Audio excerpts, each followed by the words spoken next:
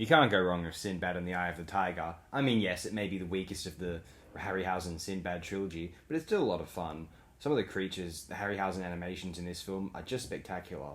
The snow environments toward the end bowl me over. Patrick Troughton's in the film.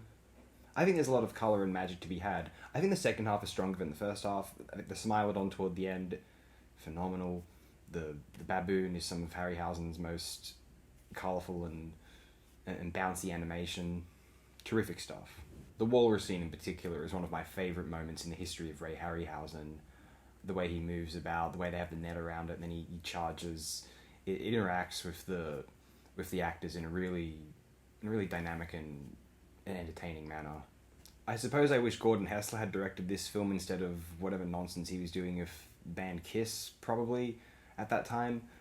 He directed that Phantom in the Park garbage, but all the same, I think Sam Wanamaker, who has an interesting history, I'll explain that in a moment, I think he did a fairly competent job here, overall. It could be better. It compares negatively to Hessler and Nathan Duran in the first Sinbad picture. A theatre actor and director in America, who served in the Second World War in the US Army from 1943 to 1946, Wanamaker, whilst working in the UK, found himself potentially blacklisted in Hollywood, and so remained in the UK as a successful theatre actor and director, and eventually worked in a few films in the 70s, including directing this one. Fun stuff. Thanks, Sam Wanamaker, for your work here. Very cool stuff.